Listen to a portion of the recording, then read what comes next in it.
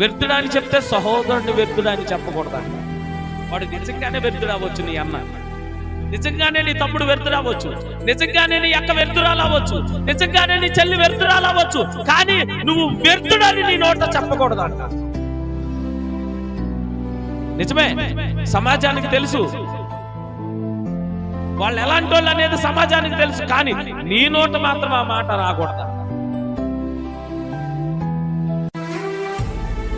పరమ దరిద్రుడండి, పరమ వ్యర్థుడాలండి మా అక్క మా చెల్లి అన్న మాట రాకూడదండి. ఎందుకో తెలుసా? ఎక్కడికి వెళ్తారంట? ఈ మాట వస్తేనంట మహాసభ దగ్గరికి వెళ్తామంట. మహాసభ అంటే అంతిమ తీర్పు. అంతిమ తీర్పు అంటే అదొకటే తీర్పు, ఇక తీర్పులు లేవు. ఈ అంతిమ తీర్పు ఇచ్చేది దేవుడే. సహోదరుడు దోష శిక్ష మామూలు శిక్ష కాదు. ఈ అంతిమ తీర్పులోనికి వెళ్తావు, కానీ నువ్వు ఇప్పుడు వరకు చేసిన భక్తి అంతా ఏమైపోతుంది? ఒక్కసారి నువ్వు అంతిమ తీర్పులోనికి వెళ్ళావంటే నీ భక్తి ఏమైపోవాలి? ఇన్ని సంవత్సరాల నుంచి నడిచిన నీ నడకేమైపోవాలి? నీ యొక్క పాటలేమైపోవాలి? నీ ఆటలేమైపోవాలి?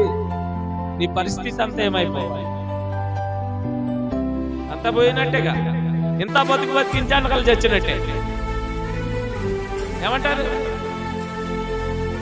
హల్లెలూయా. ఎప్పుడైతే నీ సహోదరుని చూసి నువ్వు వ్యర్థుడా అని చెప్తావో, సహోదరుని చూసి వ్యర్థురాలు అని చెప్తావో, వాడు మహాసభలోనికి వెళ్తాడంట. హల్లెలూయా.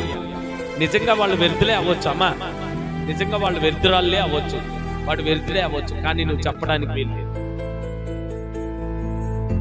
ఏమన్నాడు దేవుడు? నువ్వు ప్రేమించు అంతే. మహా సాధ్యమైతే సఖ్యమైతే సమస్త జనులతో సమాధానంగా బ్రతకడం నేర్చుకో. కీడుకు ప్రతికీడు ఎవరికీ చేయొద్దు అన్నాడు. కానీ నువ్వు సొంత అన్నలకి, సొంత అక్కలకి, సొంత చెల్లెళ్ళకి, సొంత తమ్ముళ్ళకి కీడు చేయ ప్రయత్నిస్తున్నావు. మరి ఎంతటి వరకు దేవుడి ప్రేమ నీలో ఉంటుంది? హల్లెలూయా. దేవుని ప్రేమించే వారికి ఇవేమీ ఉండకూడదు. ఒకవేళ అవతల వాళ్ళు కీడు చేసిన వాళ్ళని ప్రేమించడానికి మనం సిద్ధపడాలి. రెండవది, నా సహోదరుని చూసి వ్యర్థుడా అని చెప్పువాడు అంటే ఎక్కడ లోనవుతాడంట? మహాసభకు లోనవుతాడు. ఎక్కడికి?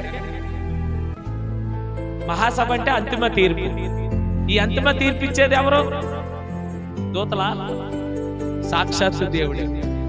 సాక్షాత్తు దేవుడే తీర్పిచ్చాడంటే ఇంకేమన్నా ఉంటుందా? మళ్ళీ అటు ఇటు ఏమన్నా ఉంపి జంపిలు ఆడుతూ ఉంటుందా? మళ్ళోసారి తీర్పు ఇవ్వడం ఉంటుందా? ఒక్కసారే వీటిని కాళ్ళు చేతులు కట్టి వెలుపటి చీకటి గదిలో వేయమన్నాడు.